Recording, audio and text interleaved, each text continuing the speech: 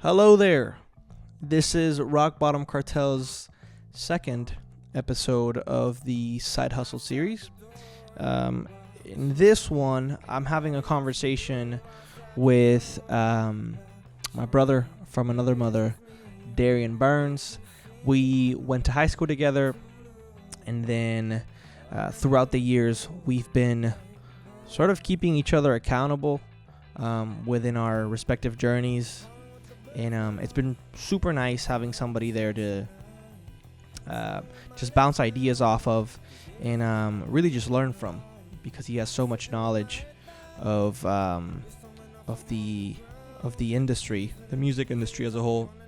And then he now works for So Far Sounds, amongst other 20 things that he's constantly doing. He is literally the king of side hustling. And I'm super excited for you all to hear this one. This is part one. We both recognized that we would need to do a second one to really explore the journey as a whole to this point, obviously, in his career. So really excited about doing a part two. But for now, here's the first one. How are you? Doing good. Dude, it's really weird because I hear you in one ear and I hear myself in the other. Oh. So it's kind of strange. Also, it's this ear, so it's not this side. We should harmonize. No, let's not do that. I've been talking about doing this for a fat minute. Yeah. And so you've been the one that's been hearing about it the most. And I'm glad that it's coming to fruition finally. This is really cool, and I'm excited to have you as my second guest, Darian Burns. If we're talking about side hustling, I have to say that if there's anybody that would be the most well-versed in the topic, it would be you. I don't think I know anybody else that side hustles as hard as you do, and I don't know if that's a good thing or a bad thing. No, I mean, it's just what you got to do. Yeah. You know, it's the way things go. So I met you in high school. Mm-hmm. We both had interest in music for different reasons. But somehow we didn't really connect with it until, or I guess on the subject until college and things like that. But I do remember having conversations with you about music and things like that. But before we get into that, you have that side hustle mentality. Where did that come from? I mean, I think it all really stems from wanting to make the most out of my time. I have a hard time just chilling, when in the back of my mind, I think always what runs through the back of my mind at all times is like, dang, I could be doing something. So I think that's kind of where it stems from. I don't know what caused that, but I think that's what makes me, and there's so many different different types of side hustles you can do. And so I just want to, every little thing that you can learn, you can probably find use out of it. And so I try to do that. Is it something did you see somebody doing that? Like, did you see, because I know your mom's a nurse, right? Mm-hmm. But when you're a nurse, you don't really side hustle. I mean, you're doing that way too much, I would say, because you're there hours on end. You're not going to have the energy or time to do a side hustle. You and your brother are pretty much the same age, so I can't really think that it's because you saw him, way ahead of you, and he was always doing that. So maybe your dad, or is that just something that you were just born with? I don't have any real people that have influenced me in that regard in my life. I remember when I was a freshman in college, I was really into Gary Vee. Yeah, that's the king of side hustle. Like that dude, he's like, go to a garage sale, buy a bunch of random shit. You can flip it for $2 each, and then next thing you know, you're gonna be $100,000. Well, dude, I feel like that's, whether you like it or not, that's remained within the ecosystem of your head because of the fact that we've even been to like car auctions. Yeah, I remember that. It's like, let's see if we can make a business out of this. And during our conversations of talking about that, I was in it. Like I genuinely felt like this could be big for us. I think there's something to that. I think you take that side hustle seriously. Yeah. So maybe to some degree of I don't know. It ends up fucking you over in the end because then it just doesn't become the side hustle. It somehow becomes its own main hustle, and now you're doing so many other things, trying to put as much time in. Naturally, you're not going to be able to put 100% into everything. But yeah, that's crazy. That's been sort of a constant. Like I remember in high school, just talking about resumes. Your resume, which it sounds fucking funny now, but I always felt like your resume was the most complete because you were like, yeah, you worked at Applebee's. You worked at, like, you had so... I didn't even think about that. I had, like, between when I turned 16 and when I graduated high school, I had 11 jobs. What I'm saying. You had so much experience as it is, which now, looking back, it's good and bad, but the way, just not knowing shit. It gives you a lot of life experience. I mean, you meet so many people working, especially, dude, in, like, a town like Temple. Like, you meet a lot of people that are older working these jobs, and you're like, okay, perspective. You know what I mean? I'm very used to being the youngest person at my job. Yeah. Wow. So I forget about that.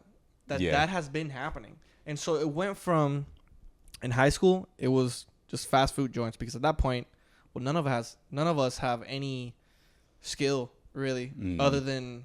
That's all you can get at that time. It is what it is. And then college comes around and you start picking up more. I think that's when... So high school, you're establishing the mentality of side, like, hustling in general. And another thing is, like, I get bored easily too. And I, like, once I feel like I learned something at a job, like, as much as I can, and it's not like a place that I want to, like, climb up the corporate ladder of Applebee's or Papa Murphy's. Then I'm, like, looking for another opportunity to grow more and, like, learn more and experience more. But yeah, so yeah, after that, then I went to college. I started dope hip hop, and that wasn't really a side. I guess you could say it's a side hustle, but I didn't really have money in mind when I started dope hip hop. When I started dope hip hop, I was a freshman going to Prairie View A&M, and I had a lot of free time. Like, my course load I was full time, but, like, it wasn't really anything that was like super time exhaustive.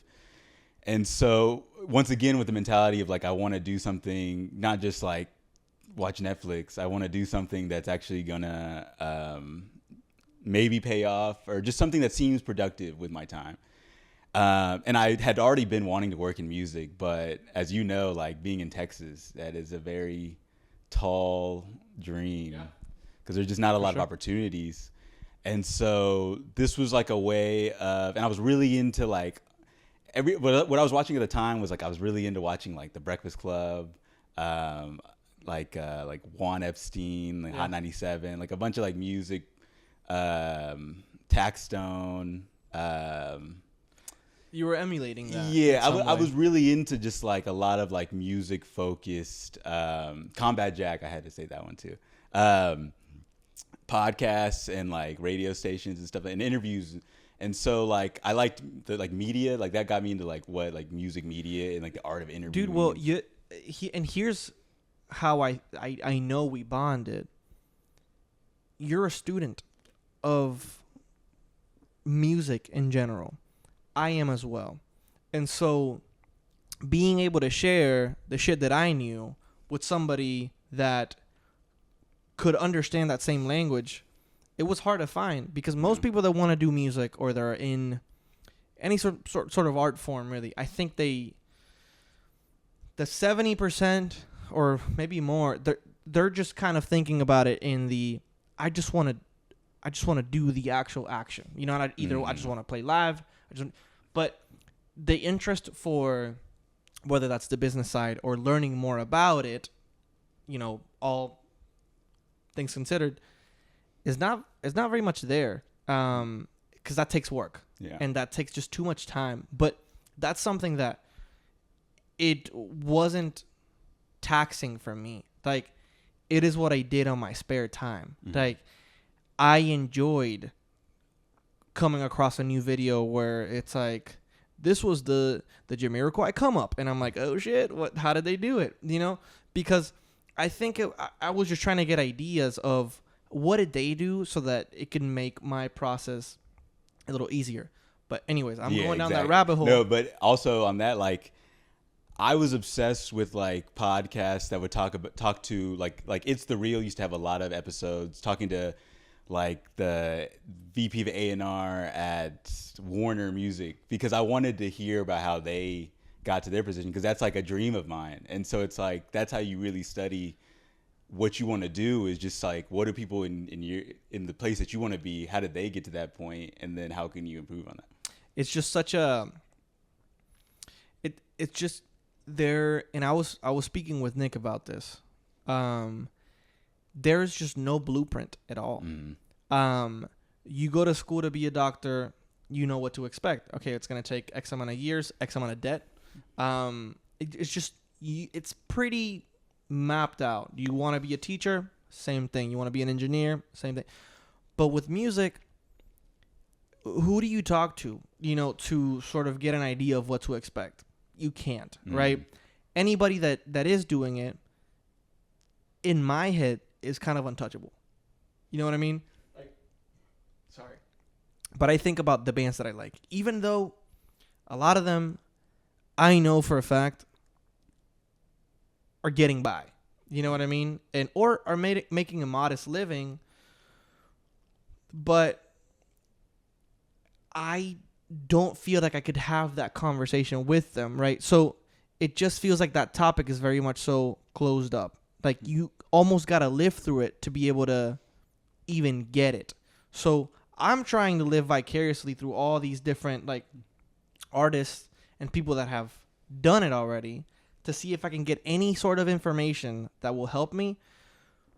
But it honestly feels like the Illuminati. Like, you won't get it until you're there. And then you're like, okay, but how do I get there? It's like, you got to figure it out. And maybe that's the exciting part about it. But fuck, man, it's so hard. I think it does definitely. It's like, how bad do you want it? Yeah. Because with it not being as easy, and the people in those positions not being as easily accessible, you can't get the hey, put me on type of thing. You really got to do the work. You got to do the research and work on your craft too, in order to kind of. And this is like one of the few like industries where that's a thing. Because like you said, like a doctor, engineer, you just go to school, you can do it. Even if you live in like New York, LA, it's not like one of those you just go to school and you can get into this job, this industry. There's a level of like networking and a level of just going outside of the box that it takes. You can be subjectively speaking, you can be the fucking best and still not find your way there. And so, what a fucking dangerous thing to be into. Yeah. You know? And it's honestly a curse. Yeah. It is.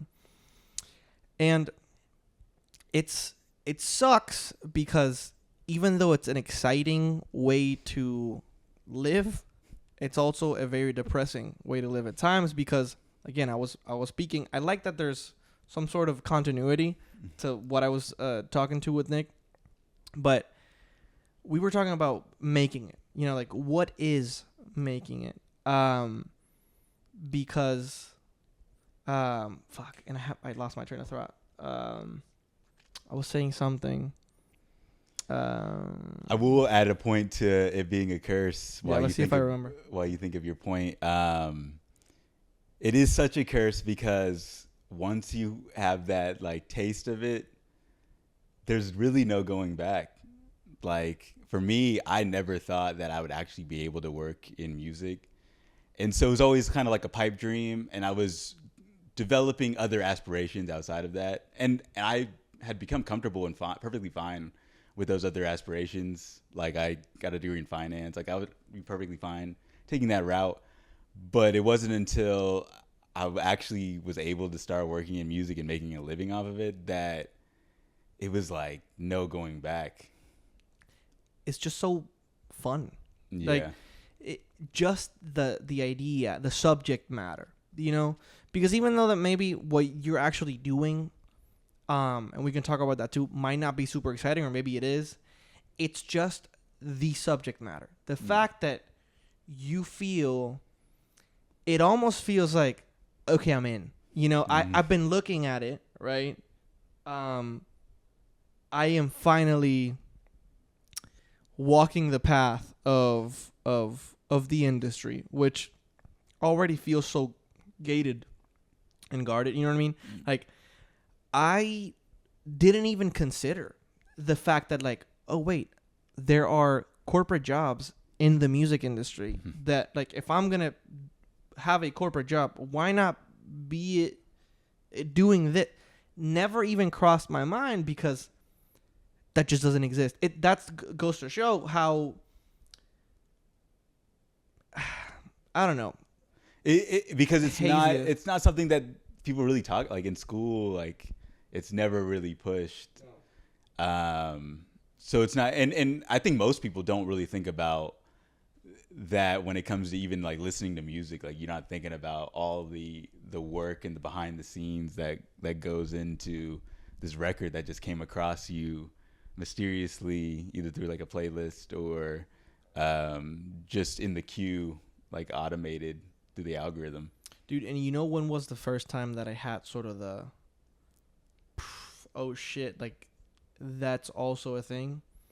When I had those initial conversations with Evelyn, which we were talking about, where she was interning for like a management company. In my head, the people that work in they're literally just the booking agent or the actual manager. And if you are the manager, it's because you've been in the industry for years. But there is no starting point, right? There is no internship, right? Because I know that you started as an intern with Press Junkie, but it's not the same because there is some degree of separation between you and the artist, right? Because you're the PR, you're the publicist. You're not necessarily in their team per se, right?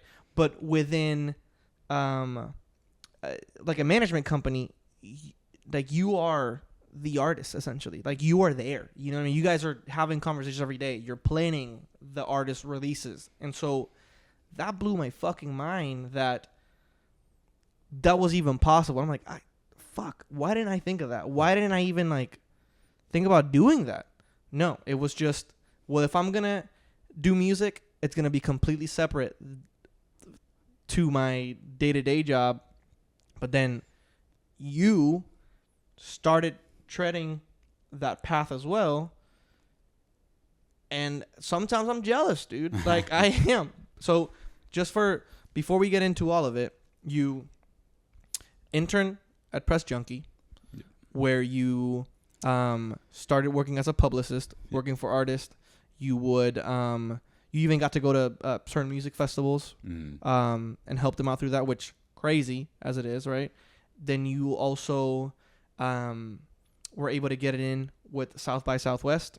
You had your showcase, which I haven't even been able to figure out how to play for South by Southwest. You got a show for South by Southwest.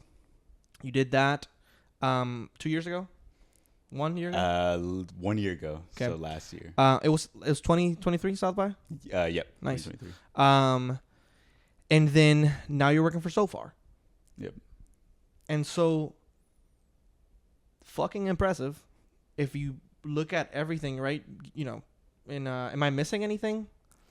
I mean, other than like being a manager, Right, but I'm specifically talking. Like the about, places that I about worked at. corporate. You know what I mean? Yeah, and I did work in as a publicist also for a firm in LA. Yes. For a brief stint. Yes. But yeah. So, okay, well, let's start with the PR piece. Press Junkie. You did that for a bit. For a while. About 4 years. How did you... Because, I mean, I know the story, but for anybody listening, how did you come about that opportunity? Yeah, so kind of touching on earlier, like I started Dope Hip Hop just as like a fan of music and wanting to do some stuff. So I was writing like album reviews and stuff. And then I transferred to Texas State and I was looking for internships. And one of the only the only music internship available that I could find was Press Junkie PR. And I had thought about like a publicist, but I never really done a deep dive on that as a career path. But I just knew it was in music, and that's all that really mattered to me at that point.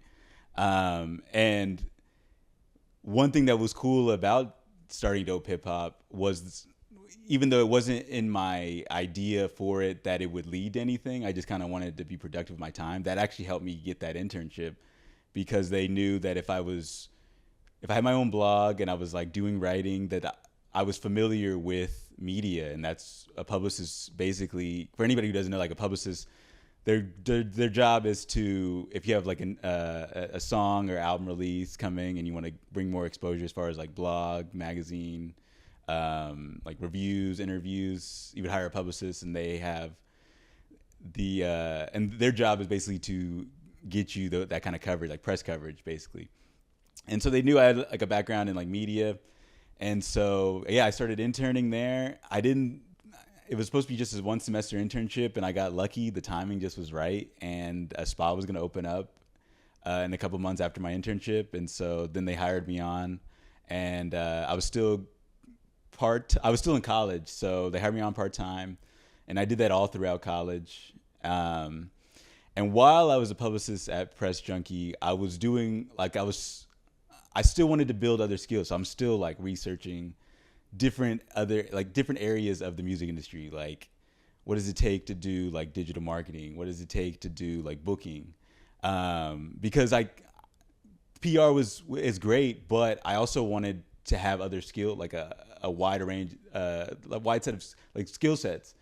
And so I never just got super comfortable with just being in PR, working in music. As much as I loved it, it was great, a great experience. I say all that to say that it led me into management, which I was doing also on the side, and that opened up a lot of doors that led into further roles outside of PR. So to deconstruct it, and let me make sure that that's still recording. Yes. 1 second. We briefly interrupt to say that Lone Star is our beer of choice. Yeah. This beer has gotten us through a lot of times. It is. My body fluids are 75% Lone Star. So to deconstruct that really quickly, step 1 was making your own shit happen. Mm-hmm. Because at the end of the day, nobody's going to give you that opportunity if you're not showing that you can that you have it. You know what I mean? And so had you not started that blog, then what else do you have to show for your skills? You're just another person who's like waiting for an opportunity. Yeah. Like, oh, I want it. I'm really good, but you haven't proven yourself or done anything really. And keep in mind that the blog in itself, it wasn't anything super complicated. No. You were taking music that you already listened to and reviewing it. Mm-hmm. I just had to learn how to do WordPress, which actually ended up turning into a side hustle. A side hustle, because then you use that to start a side hustle of making websites for businesses.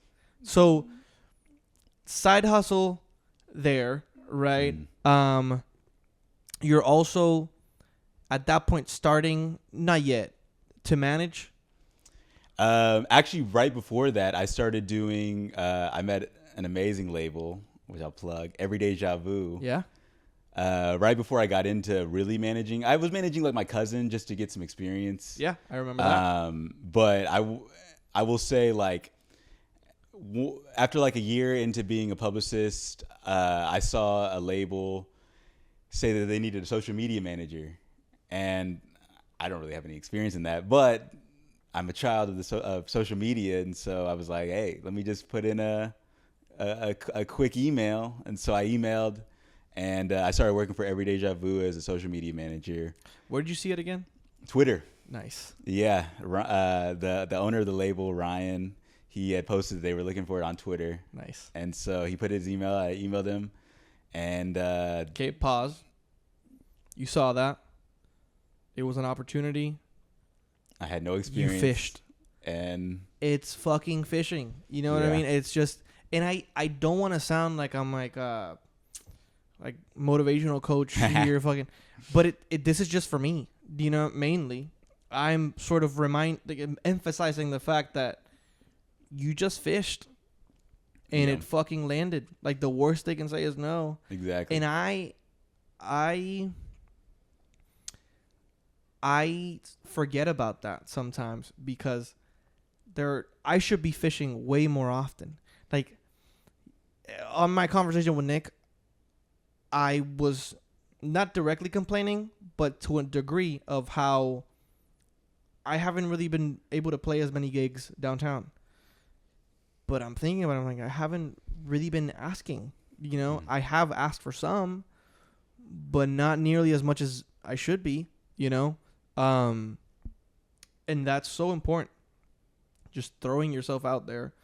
If it lands, it lands. If it doesn't, that's okay, because you're supposed to, within this process, get comfortable with rejection. Yeah. It's so important. And I realized that you are very comfortable with rejection. At least that's how it comes across. It seems like it doesn't even faze you. And it translates to girls. I mean, you can see it there. And dude, it's you get to a point where it doesn't even faze you. I have never, and I could never, go up to like a random girl at a club or wherever we are and say, hey, you're cute, let me have your number. I just don't have it in me. I am the guy here being like, you know, if I'm laser focused enough, like they're gonna know, you know. I never, you know, it's never been a thing. A fucking pussy in that regards. But you're not. But again, that's just, it carries out in so many aspects of your personality to where you're not afraid to just, yes, no, okay, cool. I think to make it, you gotta take L's, and you have to take enough L's to where they don't faze you, because that's really what takes a lot of people out of it, is taking an L. And that's been my strong point. I give credit to my dad, because you're talking about me going to like a bar at a club. He's the one he put me on that game. He's like, hey, talk to 20 people, you might get a couple numbers. So yeah, it's a numbers game. But that small. Your dad is so cool, dude. Yeah, he's the best. You gotta get him Shout here, out to it, right? He was the one who gave me the idea for the car auctions. So yeah, that's. We gotta hit him up. What other ideas does he have? He has a ton. That's for another day. But no, being able to take an L, and also being open to any opportunity, whether you have ever thought about it, whether you feel like you're qualified, it doesn't matter. you never know what's going to happen. And I kind of live off of that. It's like, you never know what's going to happen. I never knew I would be able to work in music, but I was just open to so many different things. And so many things ended up overlapping, like the web design, because I started to interlap that with music and like help it, like building it for like a couple of indie labels and some artists. You're just staying, I mean, not only are you fishing, but to keep it on, you're hungry. So you're fishing because that hunger, and this is the fucked part and why it's a curse, you're never satisfied. Yeah. You can fucking fish, and now I'm back to music. You can have so many wins, and it's not enough. And even me at this level, I recognize that is a thing, but I don't fucking care. Like, yeah. I will put myself through the ringer. I will do it. But which I think is a good trait, even though it's torture internally. It's a good trait, and I'd rather be this way than any other way, because it's wild how many times something's happened, like the South by Southwest showcase. Like, I never thought that I'd present an official showcase at South by. 6 years in a row of going and just like networking my ass off, and then now I have like my own piece of South by. Got the badge. Yeah, where I'm like the launch party for my company that I started, and then to co-present it with the artists I manage and the label that we're starting together. You would think that would be like the craziest thing ever, and yeah, I take a moment to like really like take it all in. But at the end of the day, like I look back at it, it's like, all right, what are we doing next? And I feel like a lot of people get really comfortable, and that's a lot of people's downfall. Dude, you can, but that's the scary part about it, is that you can get as high as you can possibly get, and then that quickly go all the way and go as down as you can get. And it happens in every, I guess,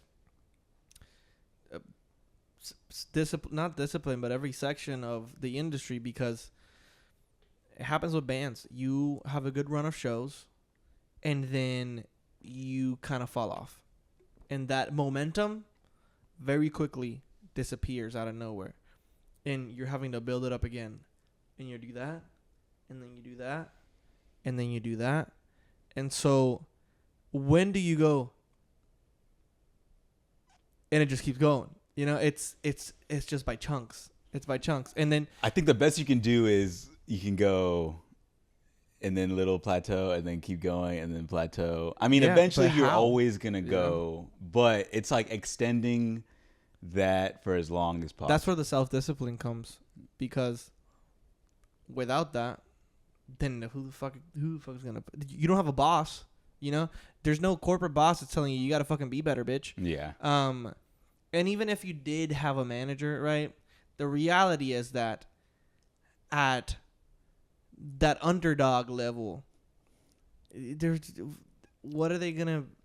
There's nothing anybody's gonna be able to say that it's gonna motivate you unless you have it in you to do it. You know, for an artist especially, it doesn't even matter, because the artist makes the music. Like that's always like. I'll relate it to, like, as a manager, I can't want it more than you want it. Yeah. Because I don't make the music, and what I do kind of relies on what you're doing. Yeah. So like, I agree. An artist, more so than like a lot of different areas, they really need to want it, and because they're really the only people who can make it happen for themselves. Dude, in that motivation to keep fishing is so hard to maintain unless you're getting something. You know what I mean? The problem is that a lot of times you start playing shows and they're empty. So even though you're fishing, you're coming back home with no fish. So you're like, all right, what the fuck are we doing here? So without those small wins, it's super hard. That's what really keeps you going. Those small wins, because there's gonna be a lot of times where like nothing's happening. You might not even be taking like an L, but there's just not really anything coming, and you really have to rely on those small wins. And at the same time, like we were talking about earlier, be able to handle something not going your way. Yeah, because that's gonna happen more so for an artist than just anyone being else. immune to rejection. And that all comes down to you gotta believe in the music that you make and the like process. Yeah, in the process. So, so transitioning to, we're doing side hustles, a bunch of them. Yeah. So in high school, college comes around, you start doing a press junkie. PR. You're doing your blog. You're starting to get a feel for what different aspects of the music, like distribution and other things. Managers, because you're having direct conversations with managers and stuff for PR, I'm assuming. Yeah. So you're seeing how that comes into play. Managed and labels. And exactly. So you're like, okay, here we are. When does Mellow Music Group come to play? That was so that one's funny because I wanted to take the initiative. I wanted to start working music that like I like and like that I felt would do well. Like I was getting decent coverage, but I really wanted to elevate as a publicist. And so I took it upon myself, I guess you could say I took the initiative.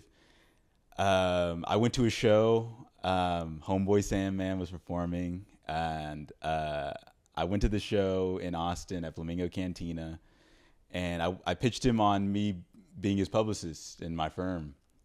And so you didn't pitch him to be his manager? I did not. And I had that a little twisted because I didn't, I mean, dude, so much has happened, but I couldn't remember. In fact, I was thinking, I brought Mellow Music first. I brought it up first because I thought that happened and then Homeboy Salmon, but it makes sense because Homeboy Salmon was putting out music through Mellow Music Group. Yeah, he had just dropped Annalito. Crazy, but this is the type of shit that I'm talking about. We're both students of this because even though hip hop isn't my forte or the stuff that I am most like learning about, I knew about Mellow Music Group. Like I knew about who is it? Odyssey. Odyssey, yeah. I had a phase in college where I really liked Odyssey, and I shared it with my brother-in-law, JL, and we would talk about him and stuff. Like I think there was like a live EP that he put out, and I was aware of Mellow Music Group. So you bring that to my attention, probably anybody else would be like, "Oh, yeah, cool," but I was flipping out, because it's a name that I recognized, and that was like, oh shit, like you are entering again. You're getting a step closer to within the game. Yeah. So especially like where we're at, it's like we're just getting it out the mud. Like we don't have we're not in LA, we're not in New York, Nashville, Atlanta. We don't know anybody that's done it. We have no examples that we know in our real lives, like personally. So we're just figuring this shit out. And so when that I consider a big win happens, like it's crazy. But yeah, I pitched him to be like to hire my firm as a publicist. Press junkie, yep. Got it. And it was funny because he gave me this Mr. Miyagi type mission where he gave me this YouTube link of a song. He was like rapping over like the Braveheart theme song, and it was only on YouTube. And he's like, it had already been released like a month prior. He's like, hey, if you can blow this up, the job is yours. And I'm like, okay. So I took it back to my boss, and I was like, all right. We started doing the thing. He had a day off, and I'm still in college, by the way, at the time. And so like I had an exam the next day, so I'm like studying for that. And then the next day he was in San Antonio. So I was like, fuck it, I'll just go to San Antonio show. So I went to San Antonio show. We talked for a lot longer. Told him about who I was pitching for the song. And after the conversation, the next morning he emailed me and he said, hey, I've never had a manager, but if you like, I'd like for you to be my manager. That same night? The next day after the San Antonio show. So I met him in Austin, I think on a Friday. 2 days later, he emailed me about, there was a day off in the San Antonio show, and then the next day after the San Antonio show, he emailed me about that. Dude. And that was me going to the, because technically I could have just took the W and just started doing my work, but Right. I was like, let me go to the San Antonio show too. You fished again. Once again. Dude, it's fucking sales. It really You know is. what I mean? It's in you've never worked up like a proper sales job, right? Other than the insurance gig that you had, I but was a sales associate in retail, but that's about it. yeah, but And you're insurance. just fucking around. Yeah, you don't really care Where about commission. same as like me at fucking Journeys? Victoria's Secret. Victoria's No, I didn't work at Secret. Journeys. I worked at Victoria's Secret. Fucking random as shit. But your what was I gonna say? Sell it. Selling. The Where did that to come? sell- Yeah, where did that come from? I think the ability to sell yourself. Keep going. Like, I don't know what it is. I don't know where it could have came from, but I definitely feel very comfortable when it comes to expressing my value in the right times. One of my downfalls is that I don't like to brag, and I don't like, it kind of sounds wrong, but like, as far as like sharing your achievements and stuff, which is kind of a necessity, and that comes along later in the game for me personally in my life. But there are certain situations like job interviews, and I've had many. I mean, with fucking 10 fast food jobs, like yeah. Even when I did the press after the Press Junkie internship, that same summer before I started working for Press Junkie, I applied for like over like 100 internships. I had 17 interviews. Dude, and I got interviews. 6 internship offers off of that. But I love interviews. 6. out of I 17. hate them so much. I love interviews because that's the only environment and the only situation where you can talk about yourself, you brag on yourself, and you don't look like a douchebag. See, and I don't like the fact that you are being tested. It's what I don't like about it is that energy of why should we like you? You know what I mean? It's like, bro, you just should. You know what I mean? Give me the fucking job. I'll show you. You know, but I don't like being tested in that way or questioned. And I feel like when you're put in that position, they're low key questioning your character because they have to. They're like, They're vetting you what out. are you about? And you're like, dude, find out. You know what I mean? Watch like, me work. yeah. So, I'm not a fan of them, but they're a fucking necessary evil. You know what I mean? Yeah, I love it, and I feel like that's one of my strong suits is being able to share what I can offer somebody, and based on what they need at the time. And in that conversation, the second night in San Antonio, the reason why he asked me to be his manager, and he said it in his email, was specifically I felt, this is something that I say a lot, is in a perfect world, an artist can just focus on the music, and there's somebody else to handle all like the BS that gets in the way. He said that? That's what I said. Oh, you said that. Wow. And that one line is why he asked me to be his manager. Hey, fucking, it's like, whoa, you open his third eye. Like, Yeah, holy because shit, he he can make a lot of music, and like to be able to not have to focus on the rest of the stuff that kind of gets in the way, and even clouds your music, like your writing and everything. He saw the value in that. And so, yeah, the next day he asked me to be his manager. And like I said, he was at Mellow Music Group at the time. I had said no first because I was in college, and I felt self-conscious about still being in college at the time. And so I was about to graduate. That was the semester I was about to graduate. I had like a month and a half left. And I was like, let's just do like a trial run and then see how it goes. He's like, okay, cool. You're not, for full disclosure, I mean, it's happened already. You didn't do that on some reverse psychology shit to make yourself appear like, you know, more desirable. You just genuinely felt that way. I really felt very self-conscious about the fact that, because I felt like it takes away from my credibility being in college, because you're in college, people think like you're just a student, like you're young, you're a student, Right. you don't really know what you're Sure. doing, you have no experience. And so, and I didn't want to tell him that I was in college, but I also didn't want to like try to finesse both. So I was like, let's just hold off. Let's do a trial run, see how it goes. A day, he's like, okay, cool. The next day, I wake up to like 4 a.m. to use the bathroom. I check my phone real quick, and he sends me a text. He's like, hey, I need you to handle something for me with Mello.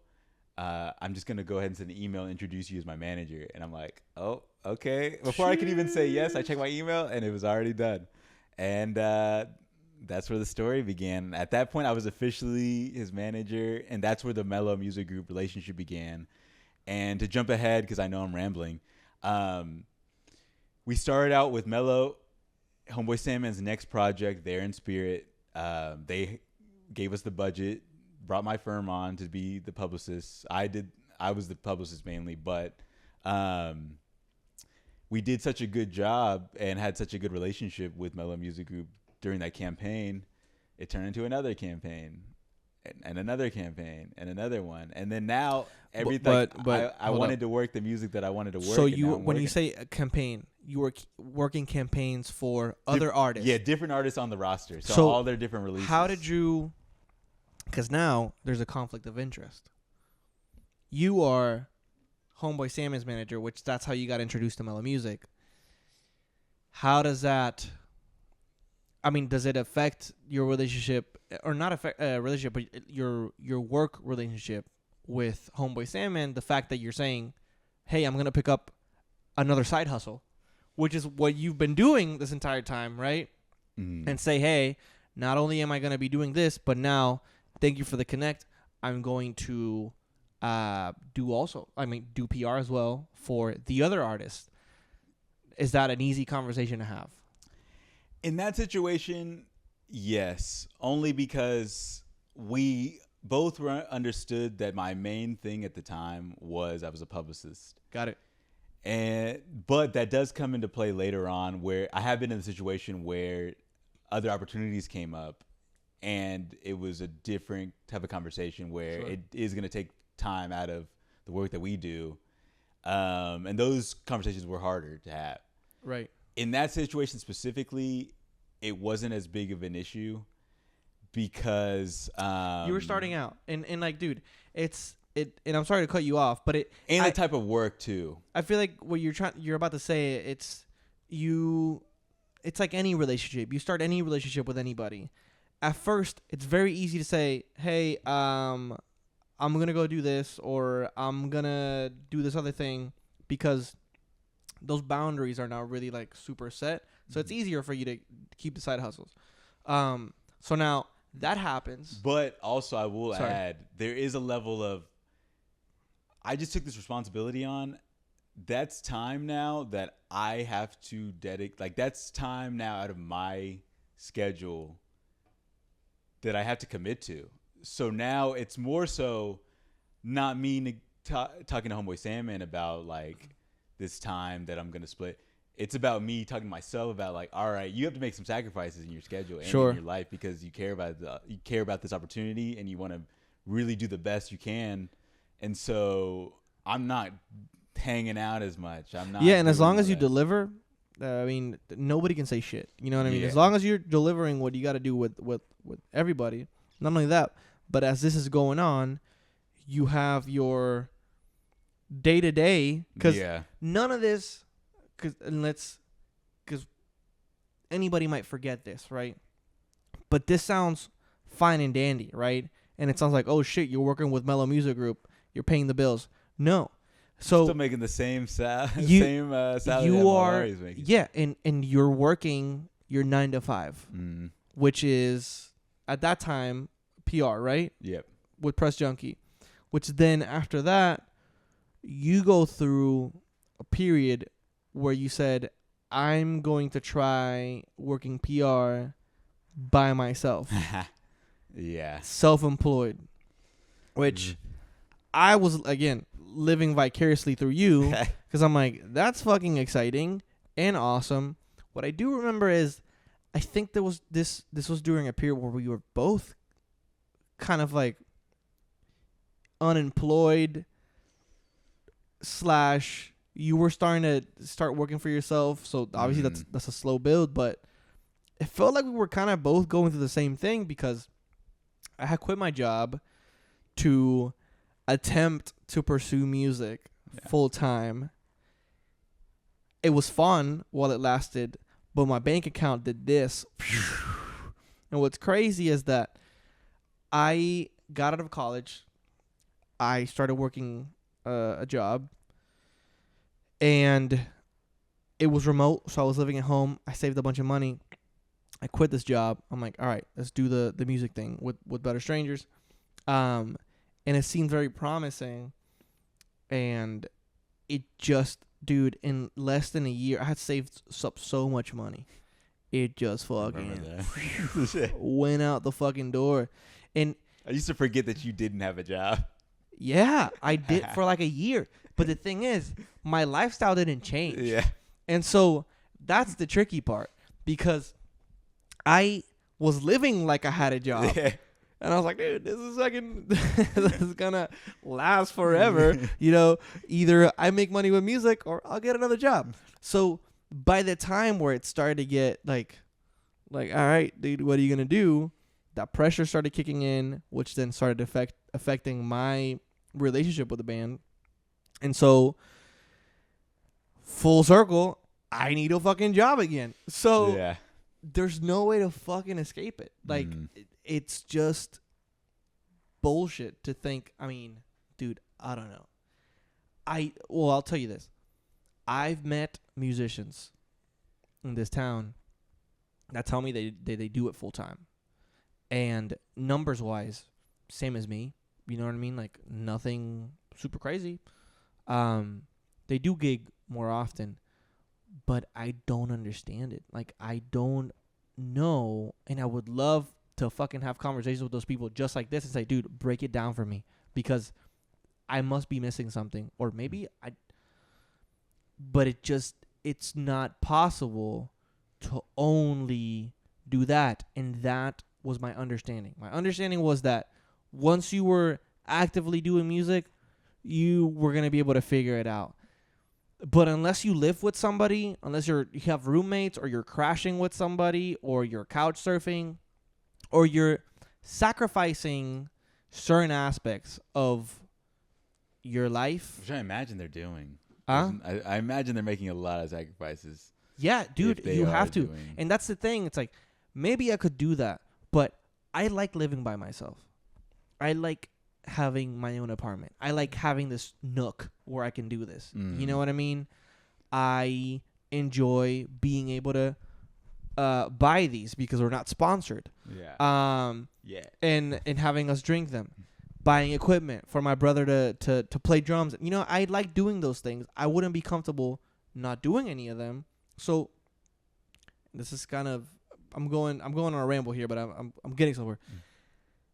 It almost makes me feel like sometimes that I don't have it in me because I'm not okay with being uncomfortable while it happens. And so I spend less time working on the craft because I spend more time working. Yeah. Because I enjoy, and I don't live a lavish lifestyle whatsoever. But this is a nice setup, though. Thank you, but dude, like this is not. And so, is there some truth to that? That like you have to be fucking eating bullshit every day in order to be the real deal? Yes and no.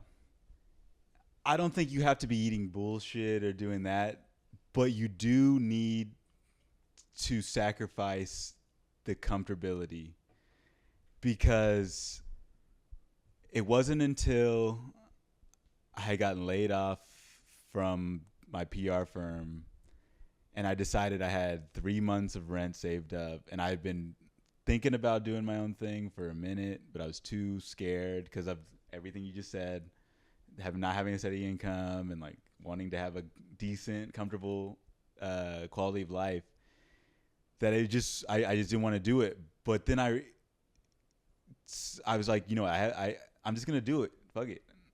I'm gonna take the chance. That fight or flight instinct comes in when you have bills to pay. That progressed me so much further than I ever would have if I had a steady job at that time. Is that where you started learning about like royalties? Yeah. All of that, right? I had started learning about that prior, but that's when I really, I had the time. That's a big deal, is like the time. When you don't have a job and you have control, 100% control of your schedule, if you have the discipline to treat your life. That's the key. That's the thing. Yeah. The discipline is that's a big deal. Because I didn't have the discipline. I've had moments where I have the time, but I didn't have that discipline to just fucking steamroll. So I've had moments where I'm like, yeah, what if I quit and just do this? But I can't trust myself to do it. So I would put myself in a situation where, one, I'm not going to have any fucking money. And two, I'm just going to spend all of my time moping about the fact that like I don't get to do the things that I want to do. So that's my fatal flaw. Yeah. Which I'm hoping it doesn't prevent me from ultimately being able to be successful in some capacity. But I realize that I need to have a solid side hustle. Because if I don't, here's what happens. I discovered this working in Panda Express in college. When I was fucking working the walk, you know, fucking those noodles, all I could think about was, I can't fucking wait to clock out so that I can fucking strum on my guitar. You know what I mean? Or I was chopping the veggies and I was writing. I fucking remember this vividly. Where's that fucking hustle now, right? But I was prepping the veggies at work, writing lyrics in my head, and since I had gloves on and shit, I couldn't write anything down. I had to keep repeating it in my head and add to it. So it's like, if I came up with a new line, I needed to say it like 5 times in my head so that I wouldn't forget it. Because if I forgot it, then everything is fucked. And then I will add a new one, and then I will keep singing the verse all over because I couldn't wait to get out to then work on it. When I didn't have jobs, I had way too much free time. I didn't have that pressure of, you're not spending enough time doing what you got to do. Because at that point, I'm just spending time thinking about it, but not actively doing it. So what changes in your mind that doesn't? I don't know. I just think it's the pressure of, fuck me, I'm wasting my time doing this. I should be writing music instead. It's so like a constant reminder. So it builds up this tension, and when I get home, I'm like, blah, I puke it all out. You know what I mean? Yeah. Because I'm just frustrated about the fact that, like, I'm here at work, but if you were to take away the work setting out of it, and somebody's like, Truman Show, you don't got to work, don't worry about it, like, come on, start writing. I'd be like, but what am I gonna write about? You know what I mean? It's like, hold on, fucking relax. We have time. Let's watch some TV. Yeah. You know what I mean? So that you're just gonna sit down. It's like, sit down at the desk. All right, I'm gonna start writing. Yes. So I need to have that pressure so that when I get off of work, I'm like, okay, I need to make time for this, because if I don't, I'm fucked. So I personally need the side hustle to be able to work, just to have the motivation, really. Do you find that you need it? Other than for a like financial purposes? I feel like the side hustles that I was doing throughout college gave me the discipline that I needed when I finally went out on my own. Because, I mean, shoot, throughout college, I had 3 jobs for, like, the last 3 semesters of college. What were they? I was working at Press Junkie as a publicist part-time. I was a leasing agent, a floating leasing agent So like I would work between like 6 different apartments in Austin as a leasing agent, as like the fill-in guy.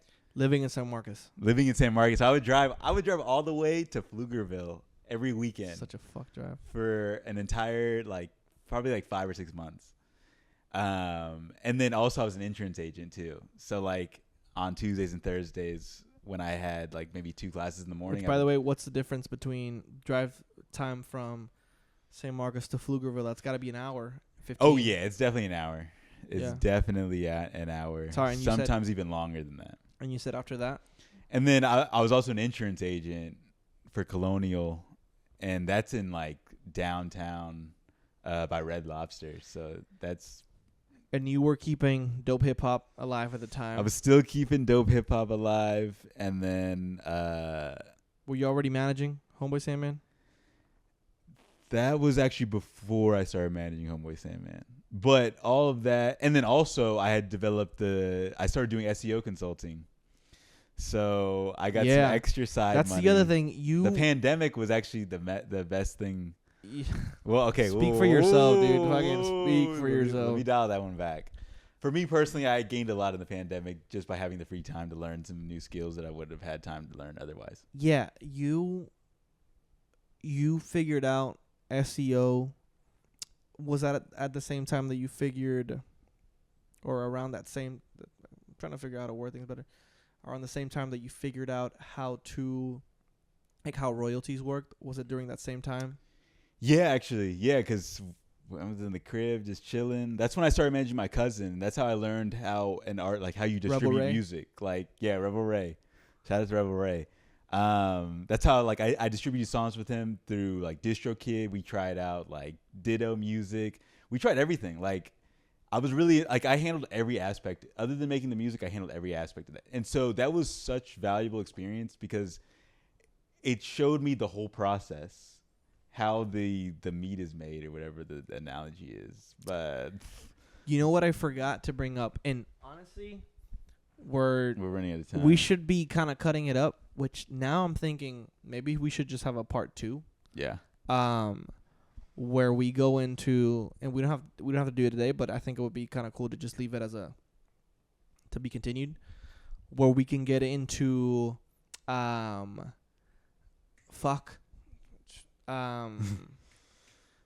mess up that ad revenue. We can get into. I think. I don't think I think if you cuss within like the first like minute or 2, that's when you fuck it up. Okay. Where we get into the distributor. Yeah, because that's a big piece. Dude, which one? That's the thing. Which one? Okay, all right. Well, we'll talk about Vidya. We'll talk about Symphonic. That's what I was looking for. Talk about the other meetings I've had. Like In Grooves, AWOL. We can talk about all that, and then also talk about So Far. Yeah, because we haven't even gotten a chance to talk about So Far. So, I think this is a good stopping point. Yeah, I hope that this has been somewhat useful in any capacity that you might see fit. I guess it's always fun as hell to have conversations with them because honestly, we have them whether this camera's on or not. We're having conversations like this. Yeah. I thank y'all for watching. If you are, this is the Rock Bottom Cartel channel. You can follow us on Instagram as Rock Bottom Cartel. Follow me on social media as well as Decasa, DECASAPR at the end. How do we find you on social media? On Instagram, Darian_Burns, and that's DARIAN_Burns. Do you have anything else you want to plug? Twitter, Darian_Burns1, and then Burning Records Music Group. It's BRMG_Consulting on Instagram and Twitter. We also didn't talk about that. There's just so much shit to talk about. There's a lot. We were close. We were there. Yeah. So we'll pick it up on the next one. And go stream Homeboy Sandman on all platforms. Do that. Thanks again. See y'all. I'm outside your door watching. Everybody else